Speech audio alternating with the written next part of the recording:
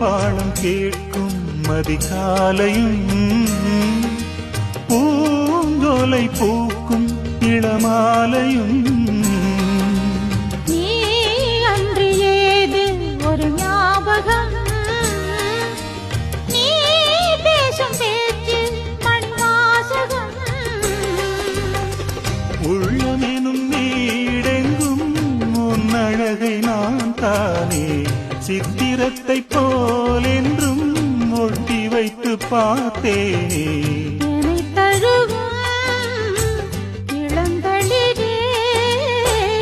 உனக்கென நான் வாழ்கிறேன் மலரே செந்தல் பாடும்